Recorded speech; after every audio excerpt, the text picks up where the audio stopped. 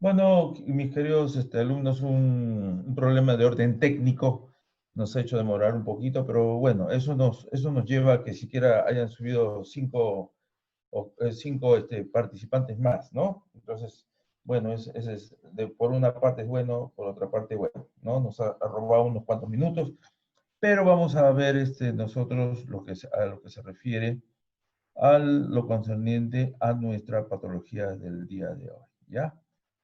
Si ustedes saben, generalmente la minusvalía tienen hartas consecuencias en lo que se refiere a términos generales y a términos específicos, ¿no? Nosotros generalmente tenemos un sinnúmero de problemas en el ámbito laboral y en el ámbito familiar y sobre todo en el ámbito social, ¿no? En donde nosotros tenemos que llevar un sinnúmero de cargas, un sinnúmero de problemas, tanto sociales como físicos y como mentales. Entonces, esto no escapa a que la familia tenga un integrante de él que tenga esta patología. Por lo tanto, cuando hay esta patología a nivel familiar, hay una suerte de hecatombe, una suerte de mala vibra para la familia, pero que es subsanable, ¿no? Que se subsana porque dándole fe, dándole buena acogida, este, dándole punche, como dicen muchos, ¿no? La minusvalía o la discapacidad se sabe conllevar, ¿no? Se sabe llevarlo de la mano para que esto llegue al mejor término. No es que nosotros curemos al discapacitado, no es que nosotros curemos, pero sí lo que nosotros queremos es que él se haga valer por su propia cuenta, ¿ya? Vamos a ver un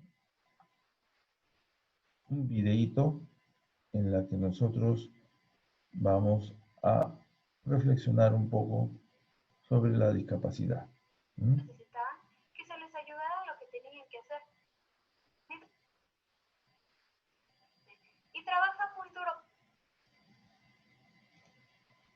¿Me están escuchando, chicos? Sí, Sí, Muy buenas tardes. bien, Buenas tardes, sí, profe. vamos a hacer esto, ¿ya?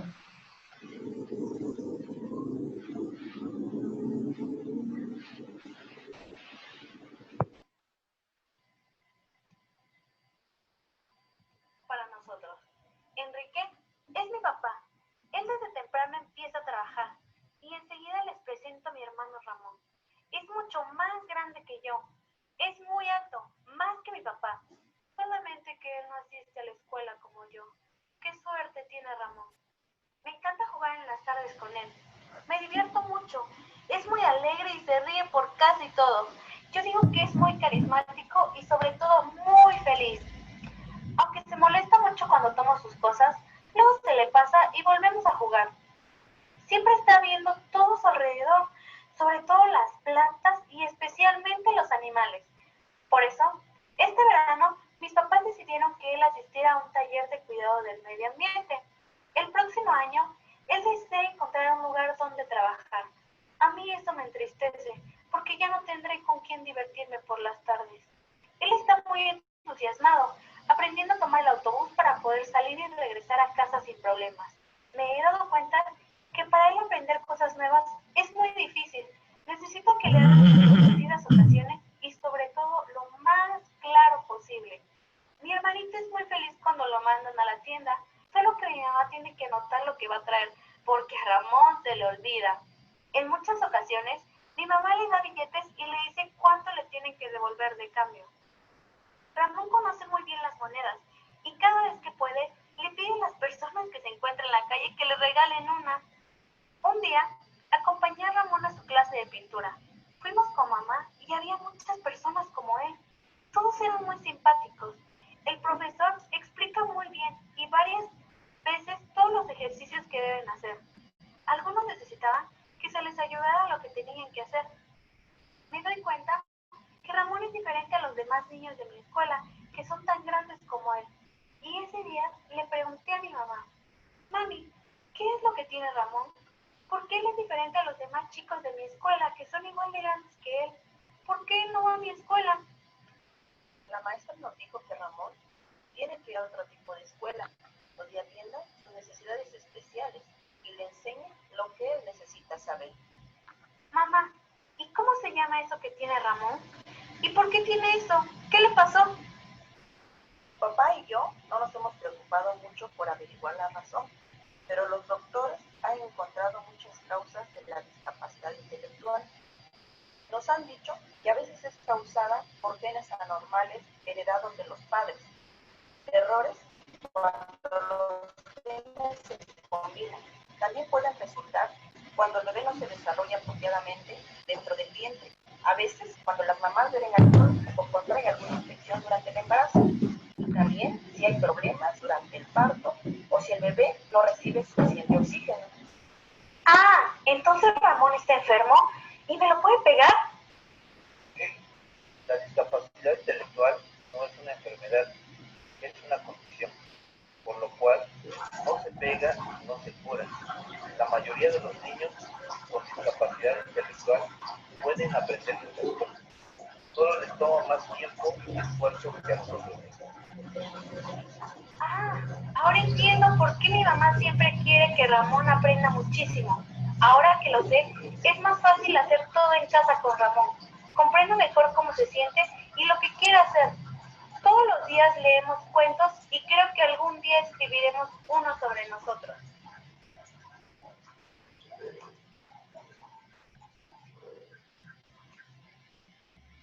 La discapacidad intelectual es una condición de vida que se puede adquirir a cualquier edad, caracterizada por limitaciones significativas en el funcionamiento intelectual y en la conducta adaptativa que se manifiesta en habilidades adaptativas, conductuales, sociales y prácticas. Existen diferentes procedimientos para la evaluación de las principales áreas de diagnóstico, especialmente para las aptitudes intelectuales, la conducta adaptativa y los trastornos psicológicos asociados a la deficiencia mental, los cuales son la entrevista, la observación directa, los registros, los cuestionarios y las escalas. Las personas encargadas de evaluar tanto el funcionamiento intelectual como las habilidades adaptativas deben ser capaces de distinguir lo que constituyen limitaciones en áreas intelectuales o adaptativas. Hay tres tipos de modelos de evaluación e intervención, que son el modelo clínico, el modelo funcional y el modelo centrado en la persona.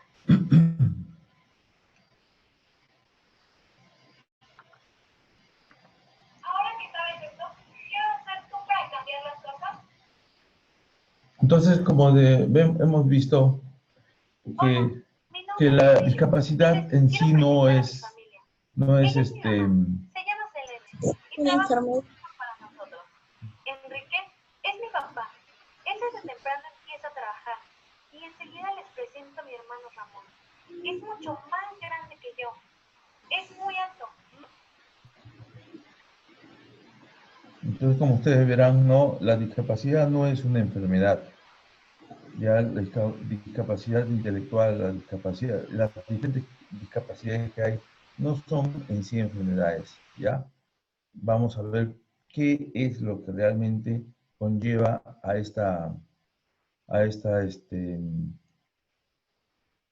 la producción de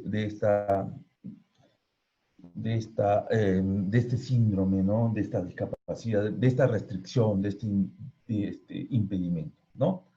Miren ustedes, hoy día, en este momento, vamos a hablar de las discapacidades y tipo de discapacidades en sí. Si nosotros vemos la discapacidad como un impedimento, una restricción, en la que la persona, el niño o el joven está incapacitado de realizar una actividad, ¿no? Una actividad que generalmente las personas normales lo hacen, ¿ya? Entonces, porque la gran mayoría lo hace, nosotros hablamos de que son normales, ¿ya? Esta incapacidad, este impedimento ¿no? O esta restricción de esta persona que no lo hace, entonces ya es una discapacidad, ¿no? Entonces, en esta situación, la consecuencia que conlleva por diferentes factores causales, que son diferentes causales, ¿no? Dentro de ellos los congénitos, los, los problemas de tipo hereditarios, ¿no? Incluso hasta los sociales. Ya, en general, la población percibe esta discapacidad, este problema de la capacidad de realizar una actividad normal, entre comillas. Entonces, este es en sí una incapacidad, una condición permanente, ¿no? Pero hay discapacidades también que son temporales o discapacidades que son permanentes en términos generales, ¿ya? Por ejemplo, uno se puede fracturar o perder grados de visión. Es una discapacidad, pero no es de tipo permanente, son temporales. Porque a una fractura ustedes le ponen un yeso y en un mes ya está activado otra vez, ¿no? Es una discapacidad temporal. En la exposición de los ojos, por ejemplo, en la visión, ¿no? No ve, no va, ya va perdiendo la visión, pero nosotros le ponemos algún corrector y estos ya mejoran la situación visual de la persona, ¿no? Esto nos hace pensar que cualquier de nosotros o de nuestros familiares o allegados siempre han estado en una situación de discapacidad alguna vez, ¿no? Pero lo percibimos de otra forma nosotros cuando la discapacidad ya es permanente, ¿no? Eh, entre las discapacidades que tenemos hay unos niveles, un nivel leve, un nivel moderado, un nivel ya severo, ¿no? Estos niveles no son siempre fijos, puede evolucionar a más, a ser más, a tener mayor problema de incapacidad, como puede involucionar también, ¿no? Y pasar de una cosa severa que estaba a una cosa más moderada o una cosa leve, ¿no? ¿Ya? Entonces, o puede ser al revés también, de leve a moderado o a grave, ¿no? Dependiendo del tipo de discapacidad de que estemos hablando, ¿ya? Entonces nosotros vamos a ver los tipos de discapacidad. Entonces, ¿qué en sí, en el resumen, qué es discapacidad? ¿Ya? La condición que resulta de una interacción entre las deficiencias, ojo, de las deficiencias integrales, físicas, sensoriales o mentales. En sensoriales podemos hablar incluso hasta psíquicas, ¿no? Mentales, psíquicas, ¿ya? Y las características del medio ambiente también. Acuérdense que hay una triada, ¿no? Esa triada incluye el medio ambiente, la persona y los microorganismos también, ¿no? Pero en este caso, ya la característica del medio ambiente ya está conllevado, está concadenado con unas incapacidades o deficiencias propias del organismo, propias del ser humano, como son las físicas, las mentales, las sensoriales. ¿Se dan cuenta? ¿Ya? Dentro de estas discapacidades, entonces ya sabemos, es una restricción o ausencia de capacidad de realizar una actividad que todo el mundo lo considera normal, sí, ¿no?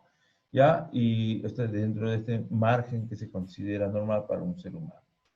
Pero hay un término que se llama deficiencia.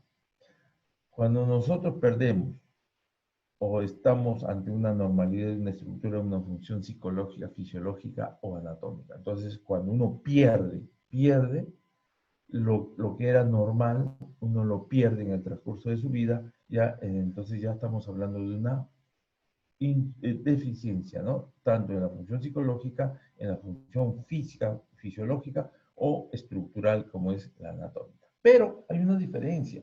Si nosotros hablamos de diferencias entre minusvalía y discapacidad, vamos a ver qué es la minusvalía. La minusvalía ya es una situación de desventaja. Ciertamente es una situación de desventaja en la que el individuo va a, como consecuencia de una deficiencia o una discapacidad que limita, le impide el desempeño de un rol en función a su edad, su sexo, factores sociales y culturales. Entonces, es una discapacidad que limita, ¿no? Que va a limitar el desempeño de esa función de acuerdo a su edad, su sexo y los factores sociales y los factores culturales que tengan esta persona. En sí es una desventaja de un individuo determinado, ¿no?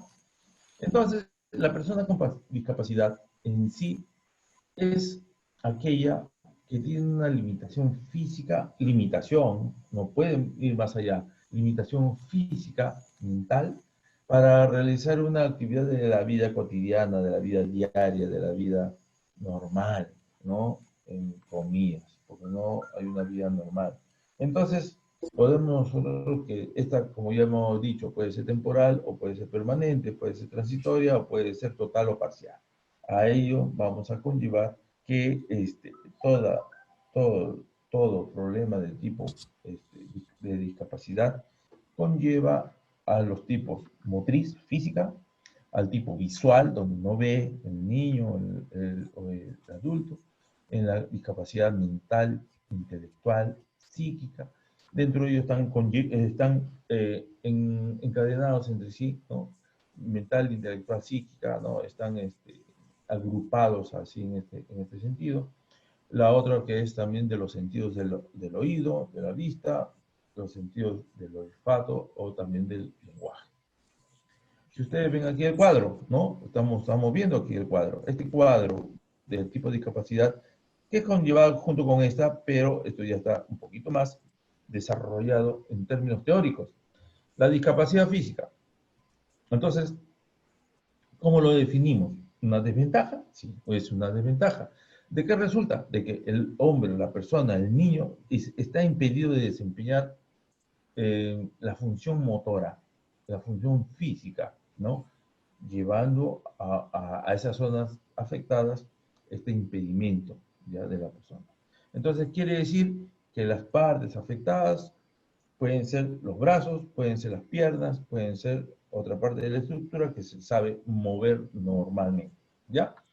En lo que se refiere a la cognitiva, ya estamos hablando de conocimiento intelectual, psíquica, mental, ¿no? También, ¿ya? Conocimiento. Esto presenta dificultades a nivel de desempeño de una o varias funciones de conocimiento cognitivo, ¿ya? Estos procesos de entrada, de elaboración y respuesta que intervienen en el procesamiento de la información, en el procesamiento del aprendizaje, ¿ya? Entonces, a esto se llama discapacidad cognitiva. Pero hay otra que es sensorial. ¿Qué es sensorial? Ya se habla de sensorial cuando hay problemas de comunicación, problemas de lenguaje, problemas de audición, problemas visuales. Todo hay un problema de discapacidad sensorial que son las alteraciones o limitaciones del sensor. Ya, ahí tenemos que nosotros tenemos tanto visuales, sensoriales, o sea, la sordera, la comunicación y el lenguaje también puede ser, ¿no? Y por último, tenemos por aquí una discapacidad intelectual. Entonces, en esta discapacidad intelectual, ya tenemos que el funcionamiento intelectual es inferior. Ya nosotros tenemos una limitación de 2 o más áreas que generalmente deberían ser unas habilidades. El de la comunicación, del cuidado propio, de la vida en el hogar, ¿no? Las habilidades sociales, las habilidades de seguridad, en lo que se refiere a los escolares también, ¿no? Funcionales, en lo que se refiere también al ocio y al trabajo. Esto puede ser una consecuencia, estas discapacidades motrices que están acá, que estamos hablando, que es una limitación o pérdida para moverse, no puede caminar la persona, no puede mantenerse en una postura todo el cuerpo o una parte de su cuerpo, como consecuencia de las secuelas de la poliomielitis. Acuérdense, antes teníamos la polio, que había un déficit motor. ¿Por qué? Porque la polio hacía que las terminaciones nerviosas, las terminaciones motoras neurálgicas se vean afectadas, ¿no? Y por lo tanto, el niño tenía problemas de afección con sus miembros inferiores.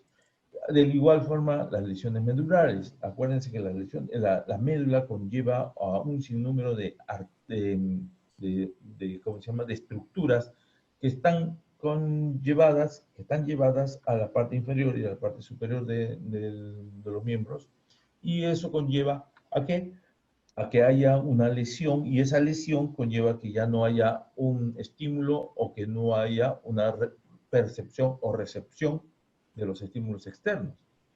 Al igual que la amputación. Cuando nosotros tenemos amputación es que nos cortan el brazo, que nos cortan la pierna, entonces ya no lleva la sensibilidad desde los dedos, ya no lo lleva hasta el cerebro, que es en donde se requiere eh, igualar las funciones normales de todo el mundo, ¿no? Igualmente la espina bífida, la distrofia muscular, la artrogriposis, que son problemas de tipo artritis, ¿no? Entonces, esto es la discapacidad motriz, en la cual, si nosotros vemos los dibujitos que tenemos aquí a nuestro, están, no sé si lo ven ustedes, están en colores las partes que no se movilizan, ¿no? Aquí al lado izquierdo de su pantalla ven cinco esferas. Una es la monoplegia, otra la paraplegia, la triplegia, hemiplegia y diplegia. Entonces, en cambio, aquí en las figuras tenemos lo que nosotros referimos la tetraplegia, que en vez de triplegia, tri quiere decir tres, ¿no? Pero aquí estamos hablando de tetra, cuatro.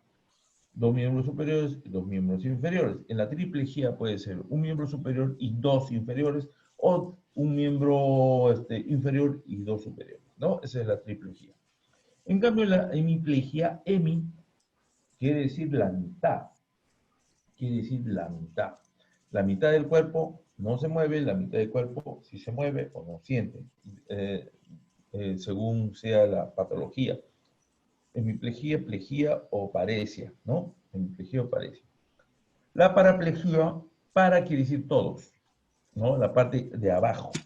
Todo la parte de abajo. La paraplegia, ¿ya? Y la monoplegia quiere decir es un miembro nomás el que está tomado. La paraplegia puede ser los dos miembros de abajo o los dos miembros de arriba, ¿no? La paraplegia. Pero generalmente son los miembros de abajo.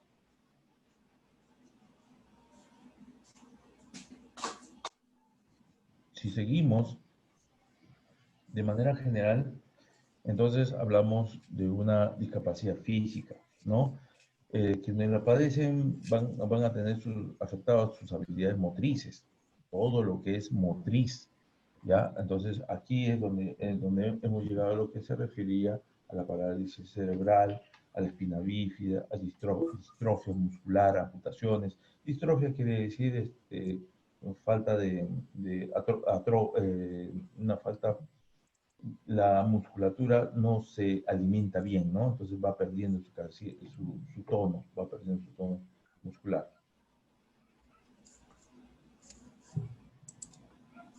Hablamos de la discapacidad mental, psíquica o cognitiva, a toda discapacidad como intelectual, ¿no? Que en sí se caracteriza por limitaciones significativas, tanto en el funcionamiento intelectual como en la conducta adaptativa, ¿no?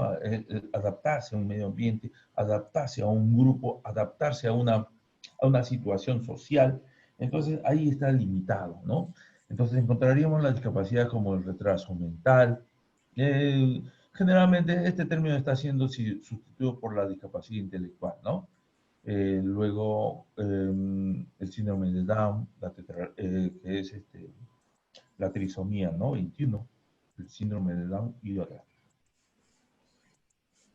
Luego tenemos las discapacidades sensoriales. Acá, estas discapacidades están relacionadas con la disminución de uno o varios sentidos, ¿no? Dentro de esta clasificación vamos a diferenciar tanto la discapacidad auditiva, la discapacidad visual o incluso la discapacidad multisensorial, que también se está dando en nuestro medio y en nuestro medio social de salud, ¿no? Si hablamos ahora de la discapacidad visual, la persona que no ve, la persona que ha perdido totalmente la vista, así como puede ser por un ojo o por ambos ojos, ¿no? Puede haber lo que nosotros llamamos amaurosis total. Amaurosis, ¿qué quiere decir? Ceguera. No ve nada, no ve ni sombra, ¿no? Amaurosis, que es una ceguera total. Puede ser una deficiencia visual, puede ser una pérdida de la visión, solamente la pérdida de la visión central, en donde todo lo que es periférico, tanto para la región temporal como para la región nasal, no se visualiza. Entonces, la persona tiene una visión tubular, se le llama eso, ¿no? Una visión tubular, ¿ya? O porque ha perdido la visión periférica, por eso es la visión tubular. Pero hay otros que ven bien en la periferia, pero no ven en la parte de centro. En el centro ven todo oscuro, pero sí ven en la visión periférica, ¿no? Esas son discapacidades que pueden ser discapacidades adquiridas o que pueden ser también discapacidades congénitas, ¿no? De niños. En lo que se refiere a la discapacidad intelectual, esto va a limitar las limitaciones para el aprendizaje de nuevas habilidades, ¿no? Va a haber una alteración de la conciencia, va a haber una capacidad de las personas para conducirse o comportarse dentro de las actividades de la vida diaria, ya van a ser anormales, no están limitadas, va a estar alterado, ¿no? Así como con sus relaciones con otras personas también. Entonces la discapacidad intelectual abarca todo lo que es comunicación. Los niños, no, o las personas jóvenes, están limitados en la comunicación, están limitados en el cuidado personal, están limitados en lo que se refiere a su salud o a la seguridad de su cuerpo, están limitados en la vida en el hogar. ¿Por qué? Porque las relaciones con las otras personas no se da, la actividad de la vida diaria no se da. Las alteraciones de la conciencia y la capacidad de las personas pueden conducir a una alteración de estas actividades de la vida diaria. Por lo tanto, las discapacidades intelectuales tienen mucho valor, tal cual las actividades motrices, ¿ya? Entonces, ustedes no sé si habrán escuchado alguna vez sobre el CI, coeficiente intelectual. Este niño tiene inferior de 20, 25, ¿no? ¿No? Tiene el CI inferior a 20 o 25. Entonces tenemos nosotros que es una actividad mental profunda, un retraso mental.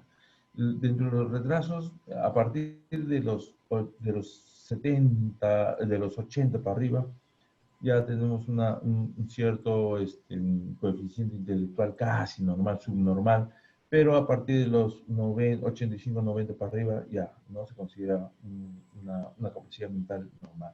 Pero si es menos de 50 aproximadamente el CI, o sea, estamos hablando de la capacidad intelectual, ¿no? Ya aproximadamente menos de 70, entonces estamos hablando de un retraso mental leve. Luego tenemos de los 50 a los 55, tenemos lo que se refiere a un retraso mental moderado, menos de 35-40, un retraso mental grave. Ya es profundo cuando es inferior a 20-25, ¿no? Ya el retraso mental de gravedad no especificada también se sabe dar. En lo que se refiere, ese son el coeficiente intelectual, ¿verdad? El coeficiente intelectual, leve, moderado, grave y profundo. Son lo que yo más me quisiera que ustedes recordaran, que ustedes tengan presentes y que ustedes se lo aprendan de memoria, ¿no? Un coeficiente intelectual menor de 70, aproximadamente 70, es leve, 50-55 moderado, 35-40 grave. Si nosotros hablamos de lo referente a la discapacidad auditiva, la sordera, la hipoacusia, ¿no? También está limitada la capacidad para escuchar. El niño, el joven no escucha bien y por lo tanto al no oír bien tiene un grado de audición, ¿no? Nosotros generalmente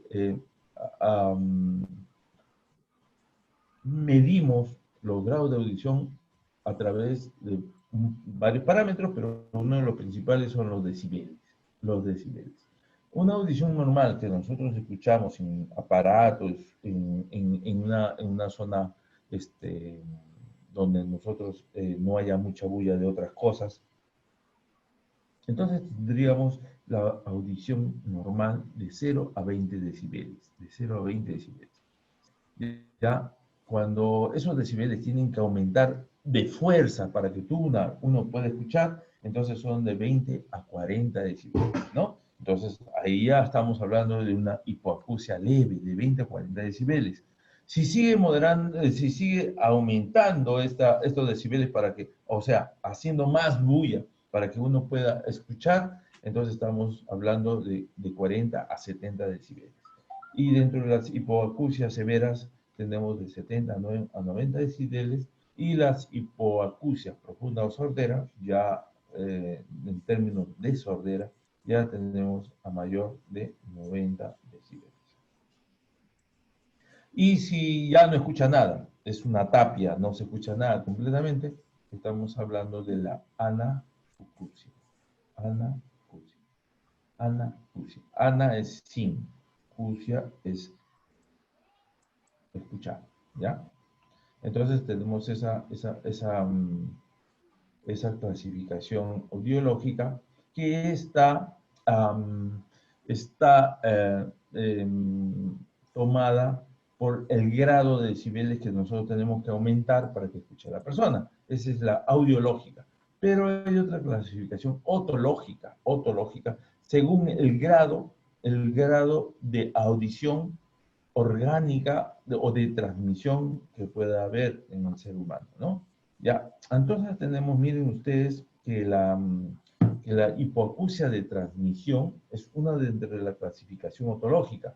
¿Por qué quiere decir de transmisión? Porque hay en el conducto auditivo externo, en ese conducto que debe estar limpio, debe haber alguna estructura, llámese cerumen, llámese un animalito, llámese cualquier cosa. Entonces, hay una estructura que impide que haya una buena transmisión o una buena conducción. Por lo tanto, esa es una hipoacusia de transmisión. Transmisión, porque no transmite, porque el conducto no está permeable. A eso se llama hipoacusia de transmisión, ¿no? A esa hipoacusia yo le lavo, le doy su limpiadita y la persona comienza a escuchar otra vez normal. Esa es la hipoacusia de transmisión o hipoacusia nosotros le llamamos de barrera, ¿no? Hay una barrera ahí que no permite la transmisión. Ahora, otra de las hipoacusias neurosensoriales, ¿ya? O perceptivas. Esas neurosensoriales perceptivas, ¿por qué? Acuérdense que en el oído, en la parte externa, lateral externa, tenemos toda la zona temporal, y esas son la zona neurosensorial de la clasificación craneal. Entonces, hay zonas en las que el paciente, la persona, debe oír, ¿ya? Debe oír. Pero entonces aquí se viene lo que se refiere a la sordera neurosensorial, o que no percibe los oídos o no los diferencia los oídos, ¿no? Después tenemos ese a nivel neurosensorial, a nivel de temporales. Pero hay una que es central y ya completamente en el encéfalo. Y hay otra que es mixta, que puede ser neurosensorial o puede ser perceptiva, neurosensorial o central, ¿no? Si recurrimos a un niño que no puede hablar porque hay una estructura que no está bien formada, una estructura que no está bien desarrollada, entonces nosotros hablamos de discapacidad del lenguaje, porque está limitado y el problema de hablar o transmitir un significado entendible no se da. No se da, ¿por qué? Porque hay una discapacidad del lenguaje. Hay algunos que tienen acá, como se ve ustedes, acá hay un labio leporino, ¿no? O la parte interna de la parte ¿cómo se llama?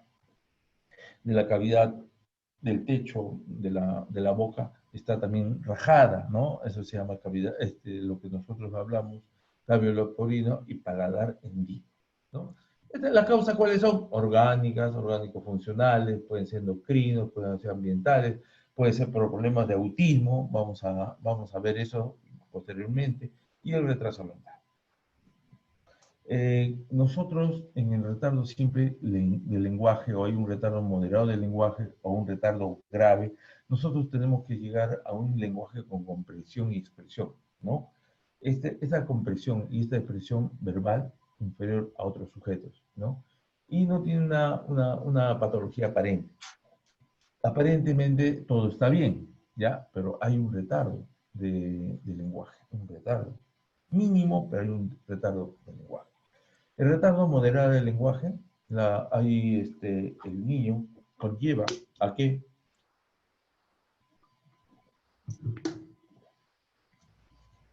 actúe con un vocabulario muy simple, simplista, ¿no? Palabras cortas, palabras aisladas, pero nunca logran un nivel lingüístico básico, ¿no? Una oración básica, una oración continua, ¿ya? Entonces hay un retardo mental o moderado del lenguaje, ¿no? Nunca logran un nivel lingüístico básico, que es importantísimo para la comunicación entre personas, ¿no?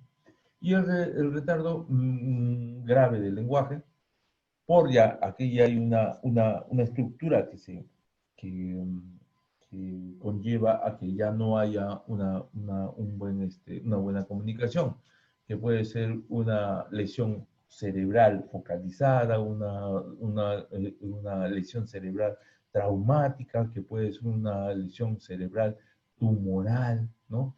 Los niños con adquisición del lenguaje total o parcial, ahí se da, ¿no? Que pueden darse, no adquieren el lenguaje que debe ser para su edad y sobre todo para su edad, ¿no?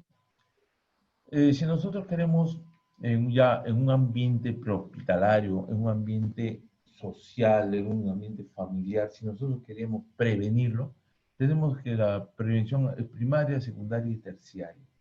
La primaria evita o elimina las causas de un problema de salud en una persona, en una población. La secundaria, las medidas destinadas a detectar un problema de salud en una etapa temprana, ¿ya? Y la terciaria son medidas destinadas a disminuir el impacto de la enfermedad. Ya se instaló la enfermedad, pero nosotros tenemos que disminuir ese impacto negativo de esta enfermedad, restaurando la función y disminuyendo las complicaciones. Ahora, ya no hablamos de patologías mentales, intelectuales. Ahora vamos a hablar de problemas completamente estructurales y que son permanentes y que hay un desequilibrio, un desorden del desarrollo de los movimientos, incluso de la postura, ¿no?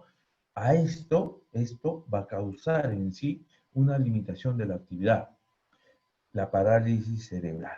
La parálisis cerebral es atribuido ¿a qué? A un disturbio no progresivo que ocurre en el desarrollo del niño en el claustro materno, desde el claustro materno. O sea, hay un problema de desarrollo fetal o en el centro del lactante, el cerebro del lactante ya también tiene un desorden mental produciendo una parálisis cerebral, ¿no? Acompañado generalmente por el disturbio de la sensibilidad de las percepciones, cognición, comunicación y del comportamiento, entre ellas también la epilepsia y alteraciones musculares y esqueléticas secundarias a esa parálisis cerebral. Los signos precoces. ¿Cómo, Dios mío, puedo decir que un niño tiene parálisis cerebral, ¿no?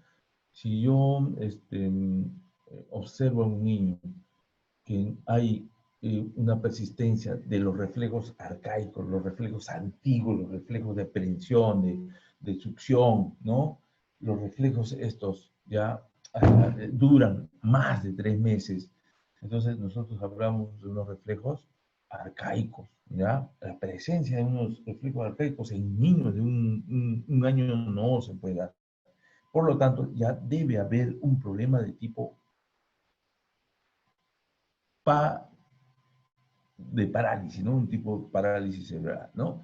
Ausencia de reacciones de enderezamiento, el pulgar incluido en la palma, o sea, está metido ahí, ¿no? El pulmar, hiperextensión en ambas miembros inferiores, ¿no? Superiores y inferiores, al suspenderlo por las axilas, ¿no? Nosotros cargamos al niño y hay una hiperextensión, ¿no? ¿Ya? De estructuras inferiores y superiores, ¿no? Anomalías del tono muscular, que puede haber una hipertonía, una hipotonía, hiperreflexia, o sea, los reflejos están muy alterados, muy activos. El clonus también es otro de ellos y el signo de Babinski, que son los que nosotros vemos ya en parálisis cerebral establecida. Miren ustedes, la parálisis cerebral, hay un trastorno de la postura, del tono postural y del movimiento, por cierto, ¿no? Aunque sea un trastorno motor, también lleva asociado el tipo sensorial perceptivo y sobre todo el psicológico. Entonces, en la parálisis cerebral tiene estos tres componentes, ¿no? Un tipo de, sensorial, perceptivo y psicológico. Cuando hay persistencia y hay variabilidad de este parálisis, es para toda la vida, es durable. Se va a quedar esa tara, por decir así, esa parálisis para toda la vida, ¿no? Hacer en los primeros meses afecta al desarrollo normal. Generalmente no se agravará cuando el niño sea de mayor edad, ¿no? Pero algunos problemas sí se pueden hacer más evidentes, ¿no? Se pueden hacer más floridos, como quien dice, ¿no? Debido a una lesión o a una anomalía en el desarrollo del cerebro inmaduro también se puede dar, ¿no? Y esto se da generalmente antes de los 3 años. Los trastornos motores se acompañan frecuentemente de qué. ¿Cuáles son los trastornos motores, no? Hay alteraciones sensoriales, hay alteración de la percepción, hay problemas cognitivos, hay problemas de conducta, hay problemas de epilepsia también, ¿no? Y eso conlleva a que hay unos trastornos motores, generalmente que están acompañando a la parálisis cerebral. Un autor de un club Litre, en 1957, hace 62 años, 63 años casi, una alteración definió ya como una alteración persistente. Eso sí, es indudable. Toda discapacidad que no sea temporal va a ser persistente, ¿ya? Pero ¿qué va a variar? Va a variar en la expresión, ¿no? En la expresión de la postura, en la expresión del movimiento, que aparece en una época temprana de la vida. ¿Por qué? Porque está debido a los trastornos progresivos del cerebro que interfieren en su desarrollo, Si nosotros hace 15 años hubo un grupo de alteraciones permanentes del movimiento y la postura que limitan la actividad.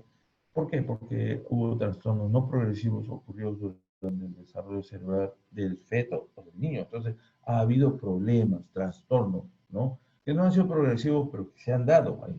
Y entonces el niño ha tenido ese desarrollo cerebral que no ha sido del todo conveniente. ¿Por qué? Porque generalmente, ustedes saben, el crecimiento y desarrollo se da de la mano. Crece el niño y se desarrolla eventualmente. Pero no ha habido estas actividades durante el desarrollo cerebral del niño, del feto o del niño pequeño, ¿no? Miren, ustedes acá tenemos algunos riesgos de parálisis cerebral, infección. Miren cómo se puede dar. Bueno, se da aquí en el 35% de las personas, el 15% de las personas son perinatales y los postnatales vienen a ser lo demás, ¿no? En los prenatales, que es el 35%, y en los perinatales, ya alrededor de la natalidad, o sea, cuando el niño ya tuvo ese problema de desarrollo mental. Entonces, los prenatales tenemos infecciones maternas, diabetes, gestosis, radiación. Los niños que son gemilares también pueden tener estos problemas de riesgo de parálisis cerebral. Y la hipoxemia, o sea, baja de oxígeno. Ahora nosotros tenemos que los perinatales, hablamos de los la prematuralidad, las vueltas del cordón, que puede ahorcar en una o dos circulares al niño, la obstrucción respiratoria, porque no hay una buena ventilación, ¿no? No hay una buena ventilación, parto prolongado, descompresión brusca por la cesárea, o déficit de vitamina E o déficit de vitamina K, que son muy importantes en esa época de formación, embriogénesis, ¿no? Los postnatales, ya, ahí ya vienen los postnatales, ya vienen las caídas, los traumatismos, los golpes, la encefalitis por viral, la meningitis virales, ¿no? Que pueden conllevar a una gran alteración del riesgo de la parálisis cerebral, provocando ya alteraciones a nivel mental, como convulsiones, como meningitis, como deshidratación. Esto también lo puede llevar a los tumores al final. Entonces, ¿qué hago yo si me encuentro con un niño o con una persona que tiene evidente discapacidad? ¿Qué hago yo? ¿Cómo frente a la discapacidad intelectual o psicológica, cómo es mi actuar? ¿Cómo me comporto? En primer lugar, no es una enfermedad, ya lo hemos dicho, y no hay motivo para tener miedo de ellas y tampoco no hay motivo para burlarse. No se las debe sobreproteger. Lo tenemos que ayudar cuando sea necesario, para que no se hunda, porque no se hunda en su vergüenza o no se hunda en su discapacidad, para no ser muy sobreprotectores tampoco, ¿no? Responder a sus preguntas asegurándose de que nos ha comprendido. Entonces, yo le doy una clase a este niño y quiero saber si realmente el niño me ha comprendido o hay un problema de discapacidad, ¿no? Ya, otra es responder a sus preguntas asegurándose de que nos ha comprendido, ¿verdad? Evitar situaciones que generen violencia y facilitar su relación con otra persona. Importantísimo porque la interrelación social conlleva a que el niño aprenda más de sí, ¿ya? Y pueda tener una relación social más sostenida. Entonces, ¿cómo me sigo comportando con este niño? Ya hemos visto no tener miedo, no sobreprotegerlos, no hacer preguntas asegurándonos de que nos ha comprendido. Primero,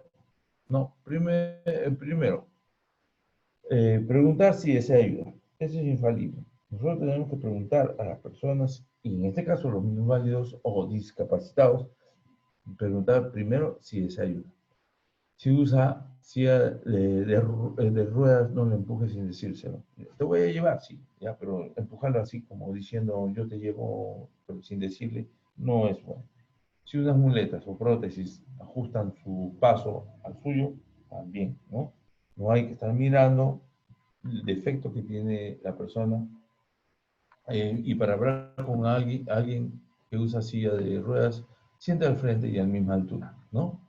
Si hay un pariente que está utilizando la silla de ruedas, no mirarlo hacia abajo y tampoco no mirarlo de abajo hacia arriba, sino a mi mismo nivel, ¿ya?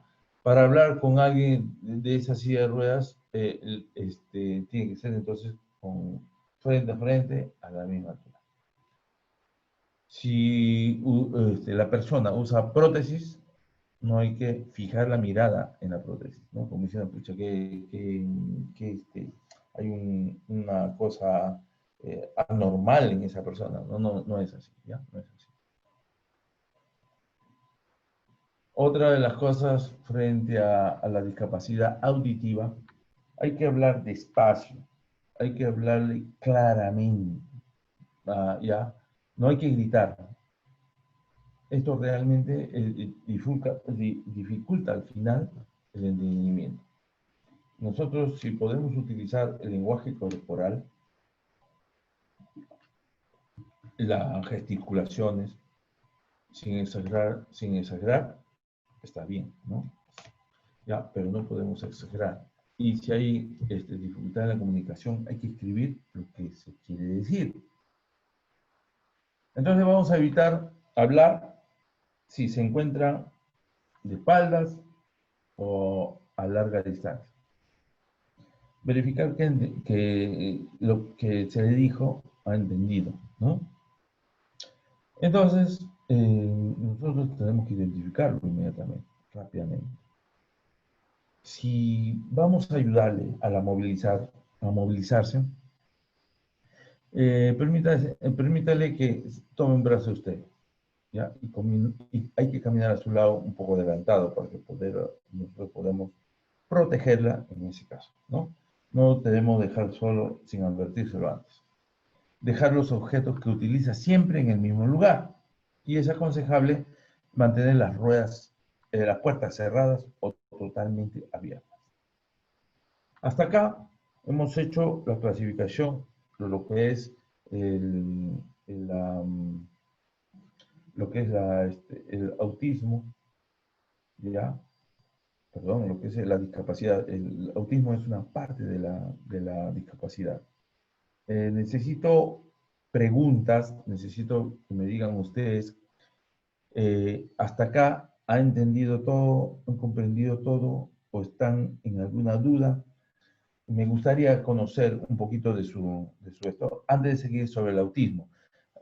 Dentro de este rubro del autismo, acuérdense, uno de los autistas que es el Asperger, y es Lionel Messi, por ejemplo.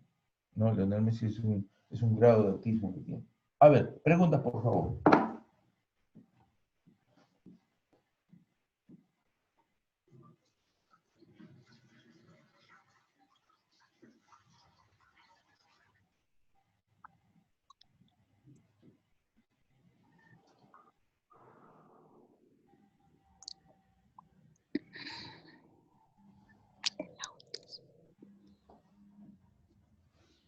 Si me haces una pregunta.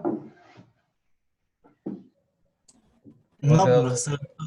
Todo claro, ¿sí? Sí. Ya está, muy bien. Ya, todo claro, entonces queda casi.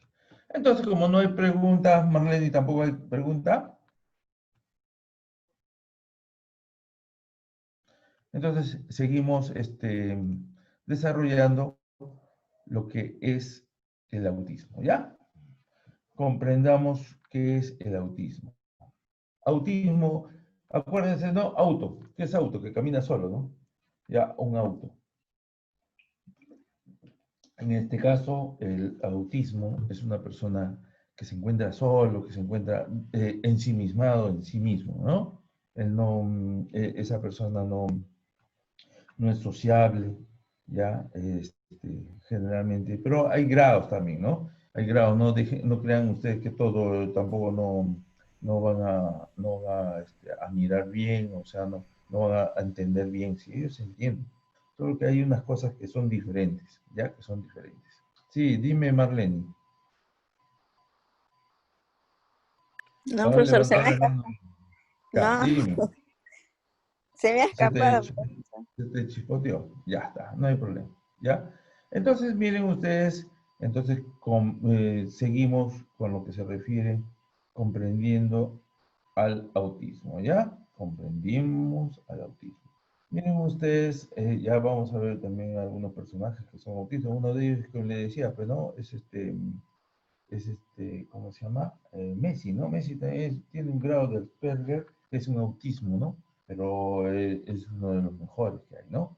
Esto no es una enfermedad, pero tampoco no se cura con medicinas, indudablemente. El autismo es un funcionamiento diferente del cerebro. O sea, el cerebro comienza a tener un sistema operativo completamente diferente. El sistema operativo que ustedes tienen en su celular o los que tengan computadora también, es como decir que es como si el cerebro de la mayoría de la gente funcionara en Windows 10 que tenemos ahorita. En cambio, los niños con autismo están usando, acuérdense ustedes cuando hacían programaciones en el MS-DOS, ¿no? Entonces, completamente diferente, es como ahorita estamos utilizando un Mercedes-Benz de última gama, pero por ahí un niño que va a utilizar un Volkswagen eso del año del 50, ¿no? O sea, no estamos caminando a la misma, no caminamos al mismo nivel, no hablamos las mismas palabras, ¿no? ¿Ya? Entonces, es diferente. El funcionamiento cerebral del niño es diferente. ¿Por qué aparece este autismo? No se sabe. No se sabe bien por qué hay niños que lo desarrollan y otros niños que no, ¿no? No se sabe qué es lo que provoca este autismo. ¿Ya? ¿Y cuál es el común denominador del autismo? ¿No? ¿Cuál es el común denominador? ¿Ya? Ellos son muy buenos con las imágenes, muy buenos. Tanto que muchas veces se les llama pensadores visuales, porque ellos captan la visión, captan la situación. ¿Ya? Dicen las cosas que realmente piensan. O sea, tampoco, si a ti te dicen, tú eres tal cosa, ellos te lo dicen, ¿no? Ellos no se guardan nada, ni tienen una estrategia como para no herirte ni nada, ¿no? Ellos claramente te dicen lo que realmente piensan. Ellos tienen claro lo que quieren y también lo que no quieren, ¿ya? Es como la gran mayoría. Claro que nosotros tenemos condicionamos nuestra actitud, nuestra actividad de acuerdo a cómo se vienen las cosas, ¿no? Si esta cosa me favorece, entonces yo no digo nada. Si esta cosa no me favorece, yo sí lo digo. Entonces, así, ¿no? De acuerdo a cómo se están presentando las cosas, es lo que nosotros al final actuamos o decimos o pensamos, ¿no? Entonces, pero los niños autistas no, ellos no se comen un trago. Ellos agarran y te dicen lo que piensan, ¿ya? Son diferentes por fuera, todo el mundo somos diferentes por fuera. Los niños también son diferentes por fuera. No hay nadie que se pareja, no sé, que sean hermanos gemelos, ¿no? Pero generalmente todos somos diferentes, claro, por fuera. Y también por dentro. Algunos son generosos, otros son alegres, otros son malhumorados, otros son muy estudiosos, otros son mentirosos, agresivos, cariñosos, son empáticos, colaboradores, no colaboradores, son respondones, de todo ahí, ¿no? ¿Ya? Entonces, pero esto conlleva a qué? A que el niño, ¿qué es lo que le resulta difícil a este niño con autismo? ¿Qué le hace diferente a las personas normales o a los niños normales? En varias cosas.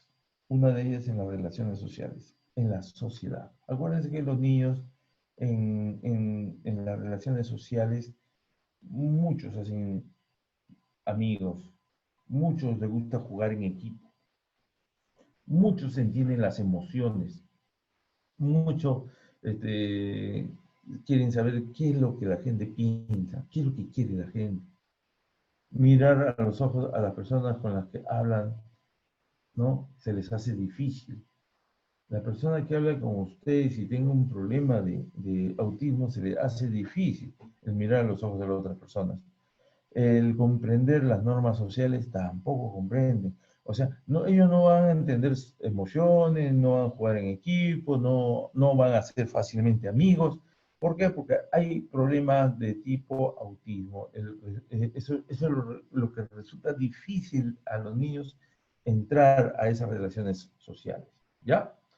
¿Y qué les resulta difícil también a este niño? ¿Qué más le resulta? Porque hay más cosas, ¿no? Dentro de ellas ya habíamos hablado de la comunicación también. Claro, si yo no me socializo con nadie es porque tengo algún problema de comunicación, ¿no? Pero ahora el problema de la comunicación del autista es que no comprende el lenguaje oral. No se expresa con claridad. No puede entender bien las bromas, ¿no? Las frases hechas, las ironías de las otras personas, ¿no? Ellos no saben qué es lo que quiere la gente. No saben, ¿no? O sea, no entienden, no entienden. ¿Ya? ¿Y eh, qué conlleva en que el niño autista pueda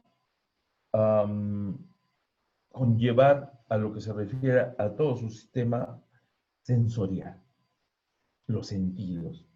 Si tú a un niño le haces una caricia, ellos lo pueden o considera como una agresión.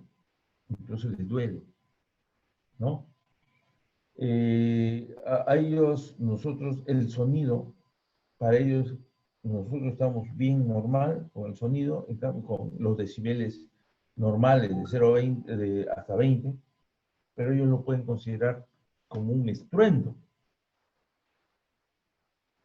Ellos pueden considerar como una bulla infernal. Ya, algunas comidas pueden resultar insoportables y se lo dicen, ¿no? Ya, entonces, por eso a veces necesitan poner orden en su mente de diferentes maneras, cada uno según su gusto, ¿no? Ya, consultar una agenda, manipular objetos, alejarse de la situación. Y sin muchísima forma más que cada persona con autismo busca para relajarse y desconectarse en un mundo que resulte difícil de entender, es verdad, ¿no? Ya hay muchas formas que el autista busca para relajarse y desconectarse de un mundo que le resulta difícil de entender. Entonces, ¿qué ayuda necesita el niño con autismo? Nosotros, ¿cómo podemos ayudar en algún momento? ¿No? La misma que todo el mundo necesita, ¿no? Ayudas audiovisuales, dibujos, fotos, esquemas, planos, indicaciones, ¿no? Indicadores, pero con mayor énfasis, ¿no? Con mayor énfasis. Mientras nosotros nos dicen, oye, en tal lugar, allá está bien. Pero en cambio, oye, en tal lugar, si uno lo dice así muy ligeramente, no lo van a entender. Por lo tanto, ellos van a necesitar mayor explicación, ¿no?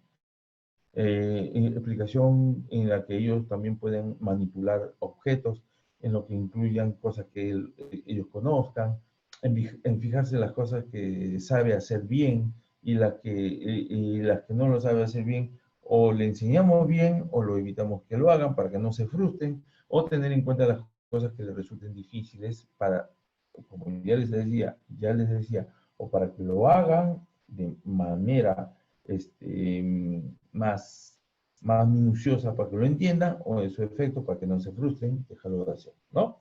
Y ya en otra etapa que uno ya sabe que son cosas que le resultan difíciles, entonces ya posteriormente podemos nosotros ayudarle en sus ayudas, en el cotidiano diario, explicarle mejor, más despacio y con mayor tranquilidad hasta que lo entienda, ¿no?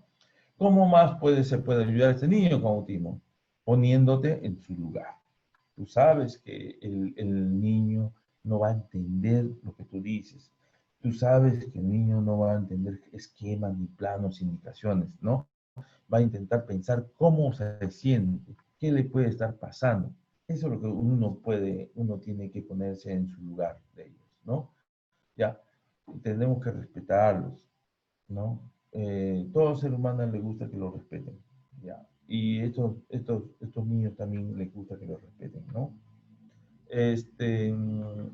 Nosotros podemos tratarlos a ellos como uno más, de las personas normales, pero nosotros tenemos que tener en cuenta y estar conscientes de que ellos necesitan más ayuda, más profesionalismo, más entereza en sus cosas y no dejarlos solos, ¿no?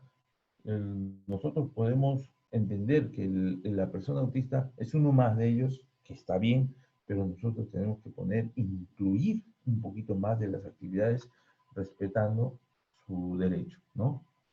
Y si nosotros nos podemos aunar a ellos y conocerlos mejor en el fondo, ¿no? Y al final darle la oportunidad de que se muestre tal cual es, entonces sería una ayuda muy interesante, una ayuda muy interesante. Por lo tanto, la discapacidad no es incapacidad. La discapacidad no es incapacidad. Entonces la discapacidad es una alteración, más no es una incapacidad que no puedan ellos hacer. ¿Ya? Todos unidos, todos en un solo contexto, todos mirando a una sola gestión, todos mirando un solo frente para poder sobrellevar y poder llevarnos como un equipo de trabajo. Si el minusválido, el discapacitado, no puede conllevar, no puede ir a ese mismo ritmo, entonces nosotros tenemos que retrasarnos un poco para llevarlo a ese ritmo, hasta enseñarle cómo es el ritmo que tiene que llevar. Entonces, hasta aquí es lo que tenemos, le estaba dando a ustedes. La tarea, ¿en qué consiste la tarea? ¿No? Me van a hacer un glosario de términos, para que puedan ustedes, en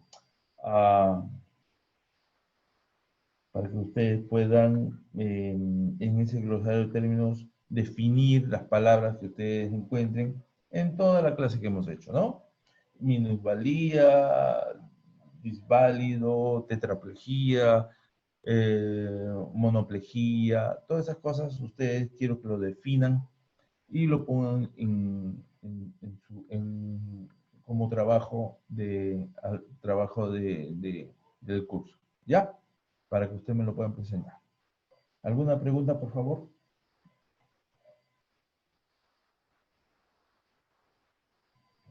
¿Alguna pregunta, chicos? No hay preguntas, ¿no? ¿Ah? ¿Hay preguntas? No hay preguntas. Aide, Jessica, ¿hay preguntas? Ruth, tú sabes preguntar, cada nada. ¿Ah? Elizabeth, ahí está. Elizabeth, ¿qué pasa? ¿Qué pregunta quieres hacerme, Elizabeth, y qué pasa? ¿Y qué pasa? Buenas tardes, profesor. Buenas No, todo tardes. está claro, está bien. Ya, muy bien, me parece bien.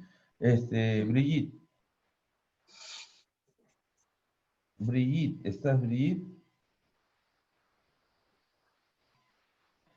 Ya, chicos, acuérdense que la siguiente clase va a ser la última clase.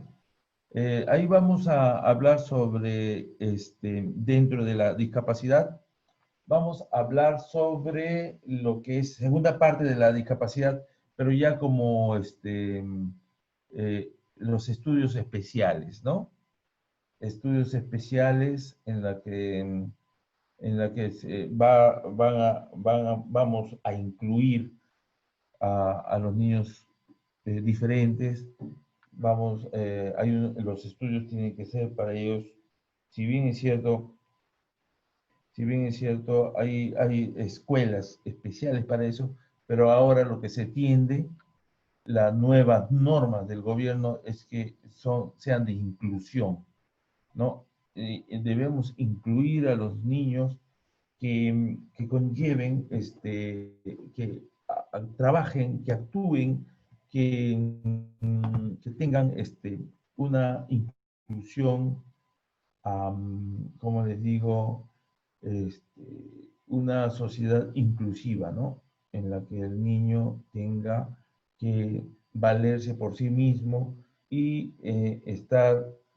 van a tener que socializar con los demás niños en un término igualitario. Si bien es cierto, tenemos unas ciertas limitaciones, pero esas limitaciones no hacen que al niño lo tengamos que apartar, no. A ese niño tenemos que ayudarle, a ese niño tenemos que enseñarle.